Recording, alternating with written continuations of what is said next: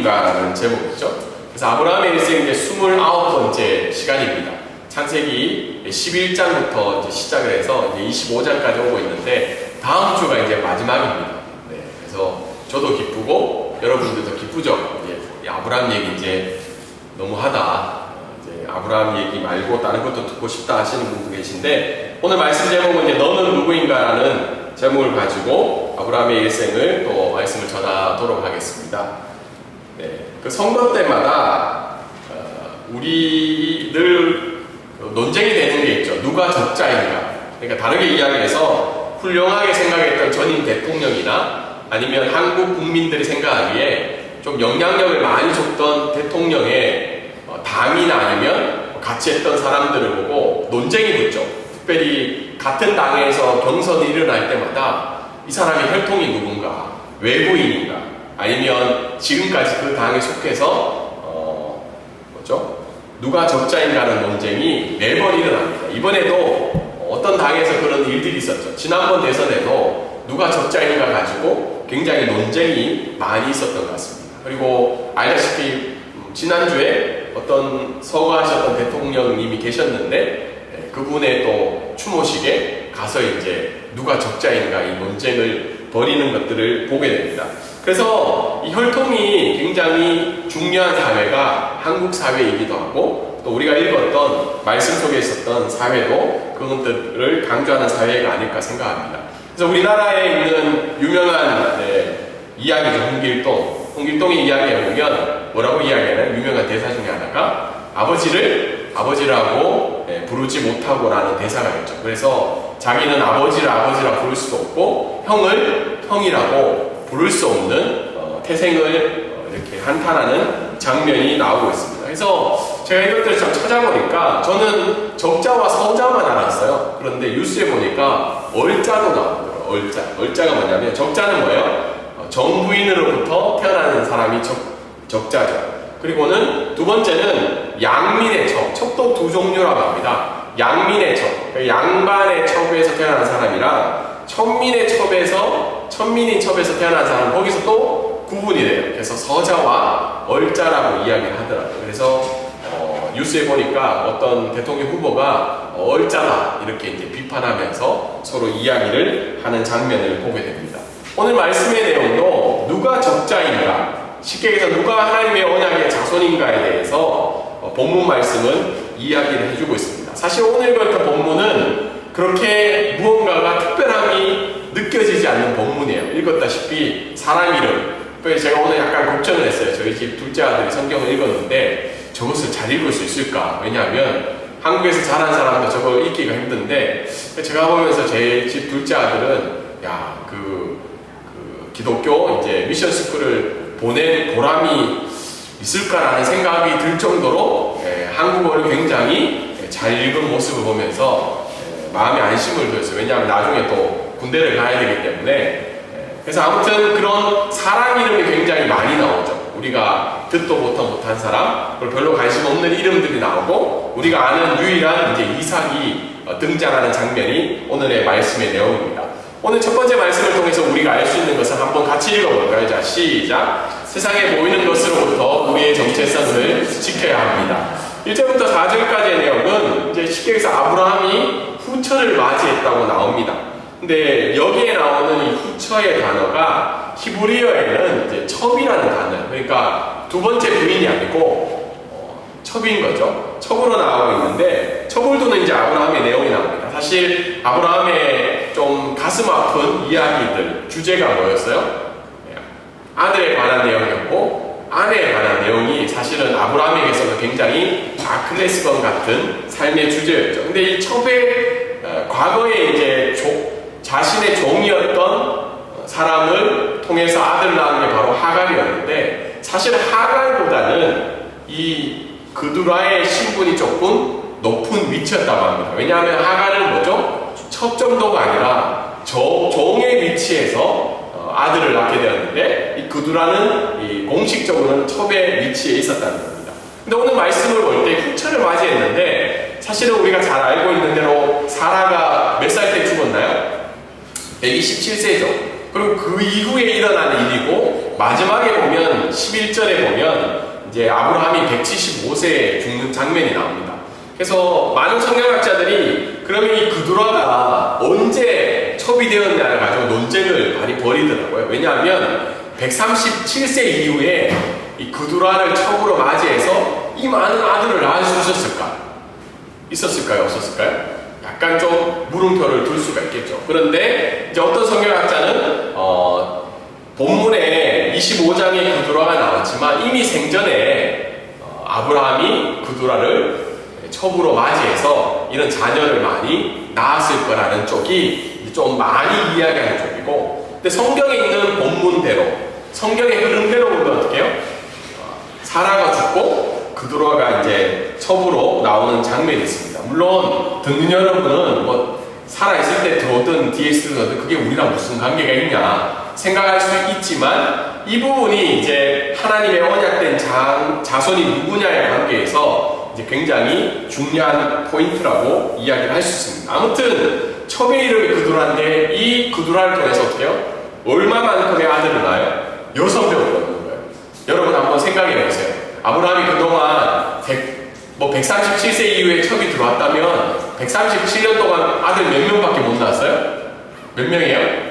이삭 그리고 이스마엘 2명밖에 못 낳았는데 굉장한 일들이 일어나죠. 6명을 넣은 거예요.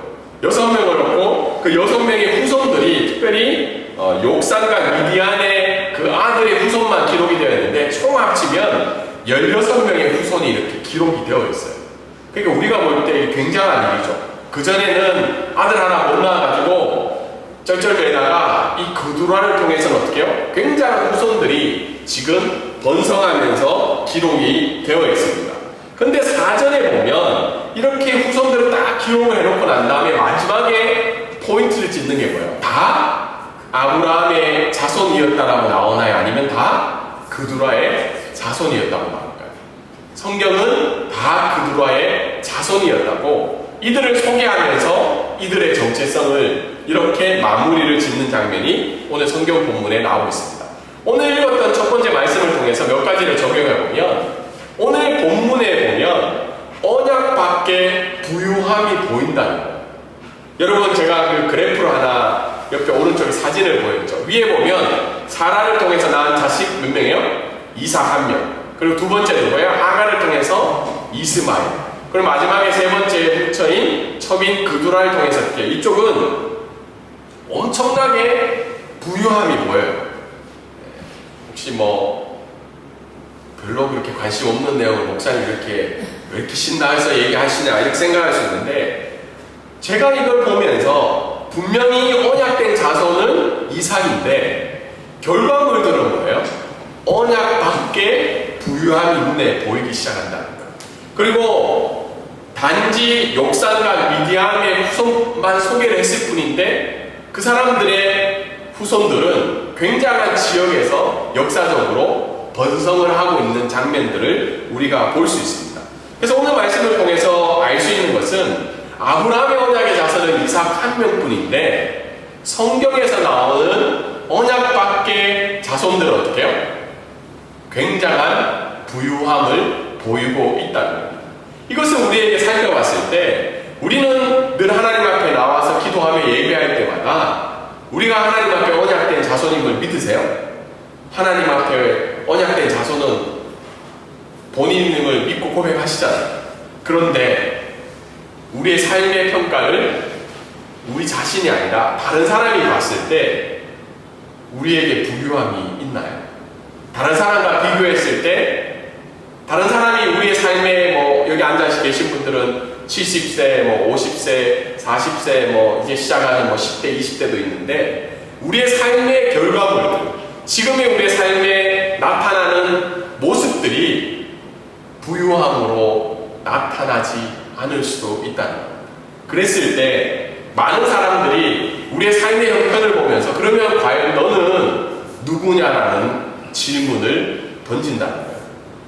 여러분은 믿음 앞에서 신앙생활하며 하나님의 부르심대로 지금 먼 이곳에서 살아가고 있는데 이 세상의 사람들은 우리의 소명과 우리의 부르심과는 관계없이 그 질문을 날마다 우리에게 던지며 도전하고 있다는 거예요. 그럼 과연 너의 부유함은 뭐냐? 그런데 너는 하나님 앞에 부르심을 받았지만 왜 부르심을 받지 못한 사람들은 더 부유하라는 질문을 우리에게 던지고 있다는 겁니다. 두 번째 오늘 말씀을 통해서 알 수 있는 것은 그런 부유함이 있지만 4절의 결론은 뭐냐면 그들은 누구의 자손이라는 거예요? 그두라의 자손이라고 오늘 성경은 마무리를 짓고 있다. 다르게 얘기해서 뭐예요? 언약의 자손이 아님을 오늘 성경 기자는 이야기를 하고 있습니다.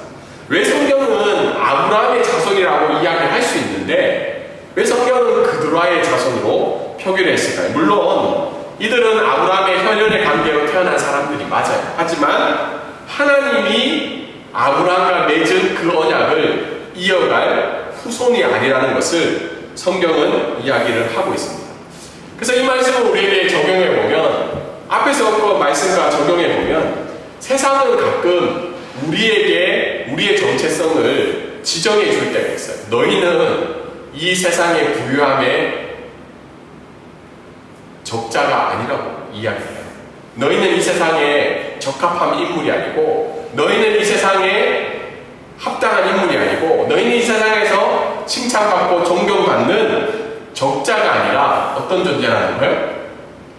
서자 정도는 좋은데 때로는 우리가 얼자라고 취급을 받는 세상 속에서 살아가고 있다는 겁니다. 그래서 이 말씀을 제가 볼 때마다 저도 오늘 삶을 제가 한 번씩 이야기하잖아요. 이제 나이 40대 중반이 되고 이제 50을 바라보는 시점이 되니까 미래에 대해서 약간 생각이 들 때가 있어요. 그래서 제가 저희 집 사람 가족들하고 한 번씩 얘기할 때 50이 되면 제가 이제 태국을 좀 떠나야 되지 않나? 네, 그런 생각하면서 저희 아버지가 빚으로 땅을 사놓은 게 계세요. 팔공산 밑에. 대구에 가면 팔공산이라는 데가 있어요. 유명한 산. 그 땅 산 밑에 아버지가 빚을 많이 주고 산 땅이 있어요. 그걸 유산으로 남겨주셨어요. 그래서 땅값은 별로 안 되는데 땅 빚이 좀 있어요. 어머니, 형이 그걸 책임지고 있는데 그 산 밑에 제가 그 컨테이너를 사서 거기 좀 집을 짓고 내가 거기서 한번 살고 싶다라는 요즘 한번 생각을 가질 때가 있어요. 근데 그럴 때마다 드는 생각이 50이 다 돼가는데 그 컨테이너 그 몇천만 원짜리 그 집을 짓고 살 수밖에 없는 내 인생인가라는 질문이 던져질 때가 있다. 그럴 때 세상은 그런 저 자신을 향해서 뭐라고 얘기할까요? 너는 세상의 적자라고 얘기할까요? 아니라는 거예요. 너는 서자도 못 되고 월자다, 월자. 근데 우리가 살면서 우리가 믿음을 가지고 하나님 앞에 부르심대로 살아갈 때 우리의 상황과 형편 속에서 세상은 우리에게 그렇게 늘 도전한다는 거예요. 너는 적자가 아니라 뭐라고요? 얼자라. 세상이 볼 때는 너는 얼자의 삶을 지정해 주지만 그런데 오늘 성경이 이야기하는 것은 그것은 언약 자손의 정체성이 아니라 뭐예요? 그두라의 자손으로서의 정체성을 우리에게 강요한다는 겁니다. 그래서 오늘 말씀을 보면서 우리가 또 한 번 생각해 볼 때 그러면 하나님의 언약 백성 밖의 사람들 그리고 그두라의 자손들은 성경은 도대체 어떻게 평가하고 있는가? 이 세상에 적자라고 불리는 사람들 그런 사람들은 성경에서 어떻게 이야기하고 있는가? 에베소서 특별히 2장 말씀이죠. 2장 11절부터 12절까지 이야기하고 있는데 우리 11절 11절을 한번 이야기해 볼까요? 자, 함께 읽겠습니다. 자, 시작. 그러므로 생각하라. 너희는 그때 육체로는 이방인이요 손으로는 육체에 행한 할례를 받은 무리라 칭하는 자들로부터 할례를 받지 않는 무리라 칭함을 받는 자들이라. 그때 너희는 그리스도 밖에 있었고 이스라엘 나라의 밖에 사람이라 약속의 언약들에 대하여는 외인이요 세상에 소망이 없고 하나님도 없는 자이라. 아멘. 다르게 이야기해서 그두라의 자손 하나님의 언약 밖에 있는 사람들은 우리를 향해서 너희는 이 세상의 적자가 아니라 서자와 얼자라고 이야기하지만 성경은 그들을 향해서 뭐라고 얘기하냐? 너희는 그리스도 밖에 있는 자이고 너희는 약속에 대해서도 외인이고 세상에 전혀 소망이 없는 자라고 그들을 평가하고 있다는 겁니다. 그래서 우리가 이 세상을 살아갈 때 특별히 자기 자신의 삶을 뒤돌아보며 내 형편과 상황들을 생각할 때마다 우리가 이 세상 사람들이 보이고 있는 그 부유함에 대해서 성경적인 기준과 평가를 우리가 가지고 살아가지고 있지 않다면 우리도 어느새 그들이 평가하는 정체성 속에 우리 삶을 평가하고 또 그 언약 밖에 있는 부유함을 쫓아갈 수밖에 없는 것이 우리의 삶의 형편이라는 겁니다. 두 번째 오늘 말씀을 통해서 우리가 알 수 있는 것은 한번 같이 읽겠습니다. 시작! 우리는 하나님의 언약의 자손이라는 정체성을 날마다 지켜나가야 합니다. 5절에 보면 이런 그두라의 자손을 이야기하면서 5절에 아브라함이 어떻게 해요? 이삭에게 자기 모든 소유를 주었다라고 이야기하죠. 어떻게 보면 좀 괘씸한 아버지 아니에요? 뭐 소자라고 재산 하나는 아니고 모든 재산을 어떻게 해요? 이삭에게 주는 거죠. 이 의미가 뭘까요? 아브라함이 이삭만 사랑했기 때문에 사실은 우리가 알고 있는 대로 아브라함은 이스마엘을 굉장히 사랑했죠. 그래서 사실 이스마엘은 언약을 지켜나가기 위한 아브라함의 장애물로서의 역할이었습니다. 근데 아브라함이 냉정하게 어떻게 해요? 하갈과 이스마엘을 떠나볼 때 재산을 많이 줬어요? 아니죠. 그냥 먹을 거 몇 개를 지어주고 떠나보낸 장면이 나옵니다. 왜 그러냐면 법적으로 유산을 받을 상속자는 이스라엘밖에 없다는 거죠. 그래서 하갈과 이스마엘에게 해준 건 뭐예요? 자유를 주는 거죠. 종으로서 삶이 아니라 이제는 자유로 해서 자유를 주는데 6절에 보면 서자들에게도 이제 은혜를 베풀어요. 여기에 보면 재산을 주어 자기 재산을 주었다고 이야기하는데 이때 재산은 여러 이제 성경학자들의 책들을 보니까 선물 정도로 이해하면 좋다고 그러더라고요. 그러니까 중심적인 재산은 상속자인 아브라함에게 다 주는데 그 중에서 이 서자들이 살아갈 수 있도록 어떻게 해요? 선물 정도로 선의를 베푸는 정도로 은혜를 베풀었다고 이야기합니다. 그러면서 아브라함이 생전에 어떻게 해요? 이 서자들을 어떻게 해요? 이삭으로부터 떠나게 했다라고 오늘 말씀은 결론을 맺고 있습니다. 왜 아브라함이 데리고 있다가 자기 죽을 때 흩어지면 되는데 왜 사라 생전에 이 일을 했을까요? 그 이유는 우리가 잘 알고 있는 대로 이스마엘을 통해서 경험했던 것들이 있죠. 같이 있었을 때 어떻게 해요? 문제들이 발생이 되는 거예요. 그래서 아브라함이 자기 생전에 어떻게 해요? 요단 동편 이스라엘의 동쪽 지방으로 이 서자들을 보내는 장면이 나옵니다. 사실 과거에 이제 그 이후에 출애굽기의 역사를 보면 이 그두라의 자손들이 이삭의 자손인 이스라엘 백성들에게 영향력을 끼치는 장면들이 출애굽기와 그 이후에 모세오경에 나오는 장면들이에요. 그래서 아브라함은 그런 일들이 발생이 되는 것을 알았기 때문에 자기 생전에 이런 일들을 감당하게 된 거죠. 그래서 오늘 말씀을 통해서 우리가 몇 가지를 더 정리해 보면 우리의 정체성을 지키기 위해 떠나보내야 되는 것들이 있습니다. 6절에 보면 앞에서도 설명한 것이 어떻게 해요? 아브라함은 자기의 서자들을 이삭으로부터 떠나보내게 된 거죠. 왜냐하면 이삭의 언약의 후손의 정체성을 지켜주기 위해서 그런 일들을 감당하고 있었죠. 그럼 모세오경에 보면 미디안 족속이라는 족속이 나오죠. 성경을 읽어보신 분들은 생각이 날 거예요. 미디안 족속이라고 합니다. 그것이 바로 이 그두라의 자손의 후예들이 미디안 족속으로 나오게 됩니다. 동일하게 우리도 우리의 신앙의 정체성, 너는 누구냐라고 이야기했을 때 하나님의 언약의 자손의 정체성을 지키기 위해서 우리 삶에 있어서 그두라의 자손, 서자와 같은 것들을 발견하고 떠나보내는 일들을 날마다의 삶들 가운데 우리가 행해야 된다는 겁니다. 팀켈러 목사님이라는 분이 제가 몇 번 설교 중간에도 이야기했는데 자기가 만든 신이라는 책이 있어요. 자기가 만든 신. 사실은 요즘은 우리의 정체성을 지키기 위해서 지켜야 될 것들은 외부에서 오기보다는 내 삶들 가운데 내가 만들어 놓은 것들이 굉장히 많아요. 이분은 그 중에 몇 가지를 소개하는데 하나가 자기 자신이죠. 자기 자신이 이미 우상과 같은 존재가 되었기 때문에 자기 자신을 날마다 하나님 앞에 어떻게 해요? 십자가 앞에 복종하고 떠나보내는 일들을 하지 않으면 그것들이 어떻게 해요? 나의 정체성을 위협을 준다는 겁니다. 그리고 요즘 많이 있는 것들이 뭐죠? 자녀죠, 자녀. 자녀들이 우리의 정체성을 흔들릴 때가 많아요. 그래서 많은 교회들이 오늘 주일날 전쟁을 벌입니다. 특별히 한국교회 같은 경우에 고등학교 어떻게 해요? 교회를 보내야 되냐? 학원을 보내야 되냐? 사실은 굉장히 웃기는 내용이에요. 제가 볼 때는 아니 예수님은 하나님의 아들인데 십자가에 죽으시고 부활하시고 그 일들을 위해서 구원한 우리를 위해 오셨는데 그것을 기뻐하며 예배 드리는 일이 어떻게 해요? 아이의 학원 보내는 문제와 예배 드리는 문제를 갈등하고 있는 장면들이 이미 한국교회에는 많이 발생이 되고 있죠. 그리고 우리 주변에 있는 것들이 뭐예요? 요즘은 많은 성취죠. 저도 생각해 볼 때 내가 만든 신이 나는 과연 뭘까? 저는 생각해 볼 때 저 자신인 거예요. 저도 한 번씩 이야기했잖아요. 제 계획이 하나님의 계획인 것처럼 알고 살아갈 때가 많아요. 그리고 이 땅에 왔으면 뭔가를 필요한 일을 하고 가야 되지 않냐? 이것도 어떻게 보면 성취에 관한 욕망들이 저 안에 있는 거죠. 그것들이 이루어지지 않으면 어떻게 해요? 저는 이 땅에서 별로 쓸모없는 선교사, 쓸모없는 목사라는 생각들이 저한테 찾아올 때가 많다. 그러면 여러분 자신이 하나님의 언약된 백성으로 정체성을 지키기 위해 떠나 보내야 되는 것이 무엇이냐?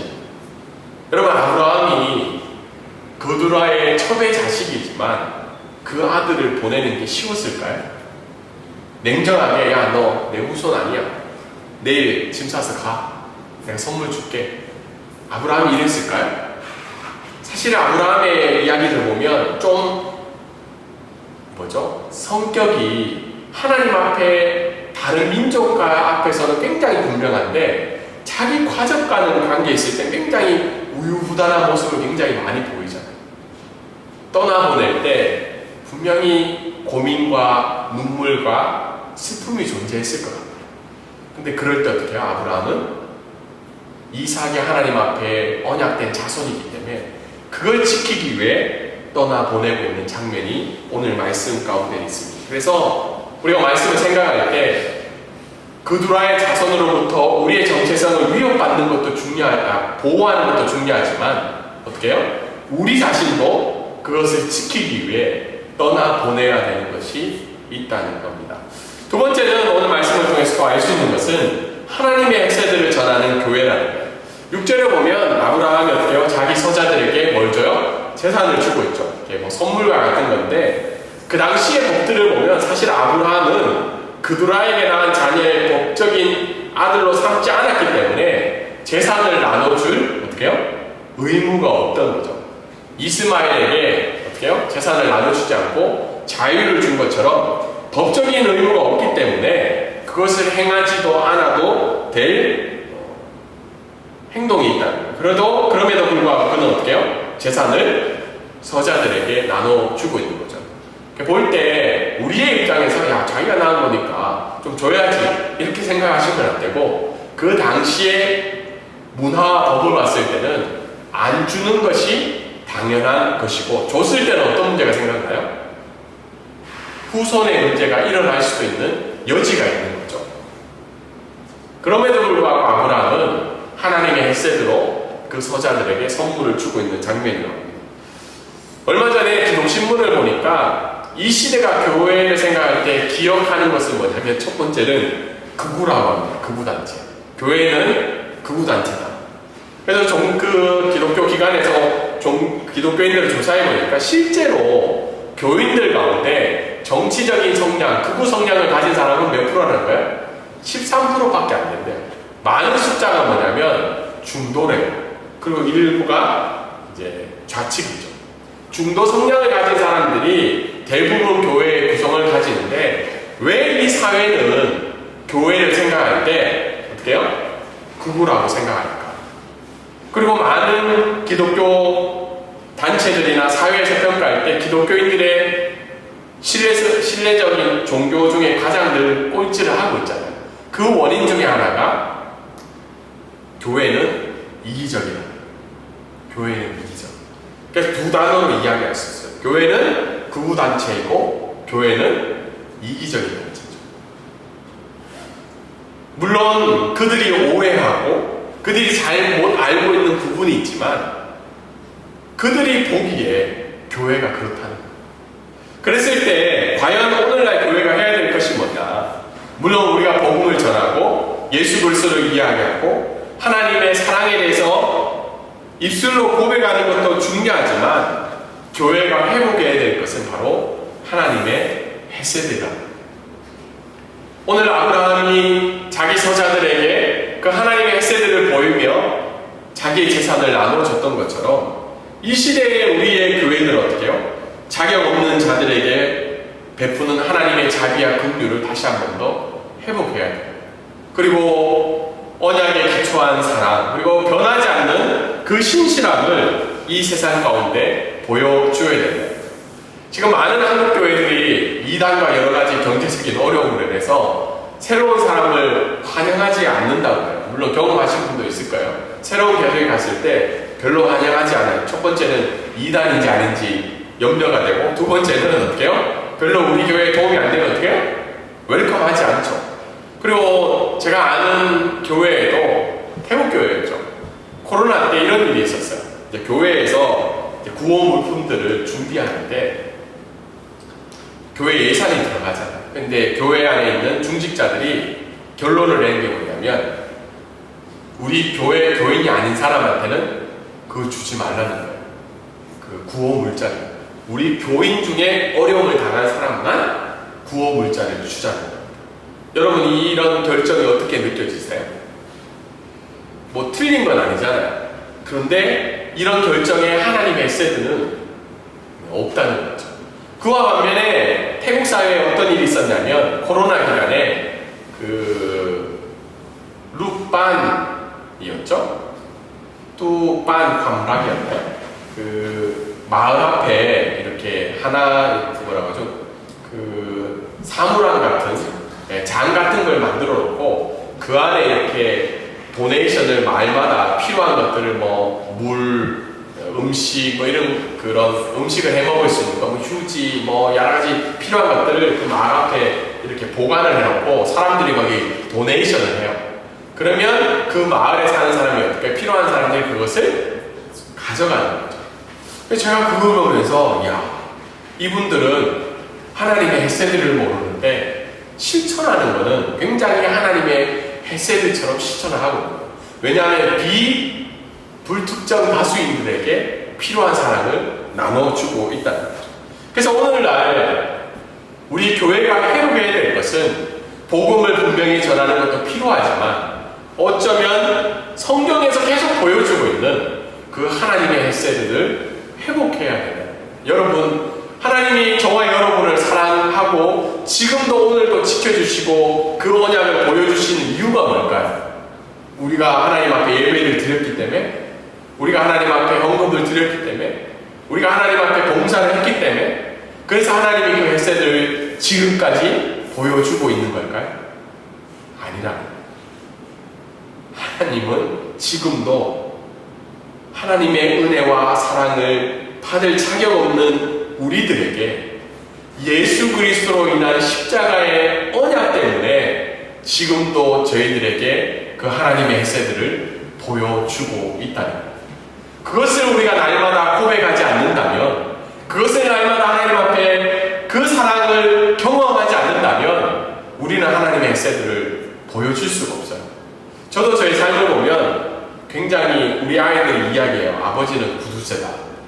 아버지는 구두쇠라는데요. 뭐 얘기하면 세븐에 가면 20바 이상 안 돼. 어디 가면 30바 이상 먹으면 안 돼. 그래서 아버지 굉장히 짜다고 그래요. 특별히 막내 아들이 와서 아빠 100바 주면 되는데 맨날 20바만 주고 아버지 너무 짜다. 저도 볼 때 하나님의 헤세드가 제 삶에 그렇게 많이 나타나지 않는 삶이에요. 저도 보면 늘 원칙과 원리를 얘기하고 어떻게 보면 굉장히 냉정할 때도 있고, 근데 하나님의 헤세드는 언약에 기초하기 때문에 어떻게 해요?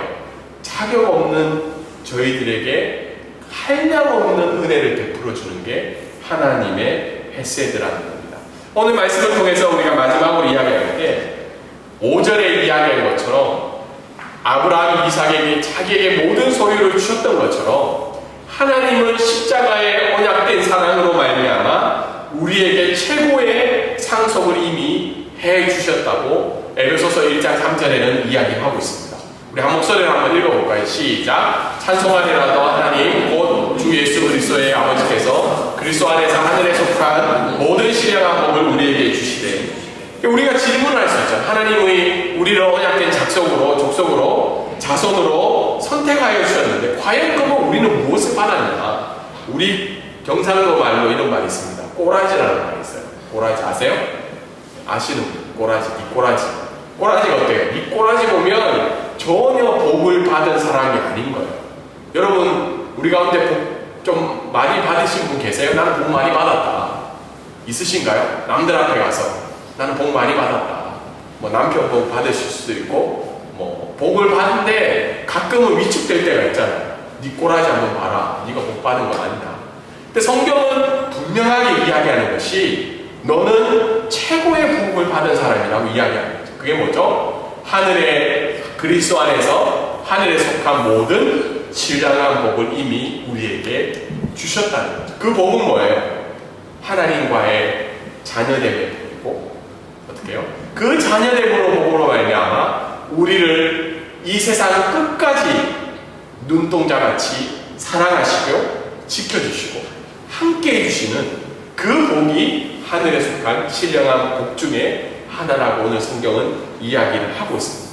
그래서 세상 사람들은 어떻게 해요? 우리를 향해서 너희는 서자이고 얼자이라고 우리를 도전하며 우리 앞에 나올 때마다 우리는 어떻게 해요? 우리는 하나님 앞에 하늘의 신령한 상속받은 자임을 고백하며 그 복을 어떻게 해요? 하나님의 햇새대로 나눠주는 삶이 너는 누구냐라는 질문 앞에 우리가 답을 해야 되는 말씀일 줄 압니다. 오늘 말씀을 적용해 보면 우리가 이 세상에 보이는 것들로부터 우리의 정체성을 날마다 지켜나가야 돼요. 저희들도 사람인지는 어떻게 해요? 눈에 보이는 부여함 앞에 무너지고 좌절할 수밖에 없어요.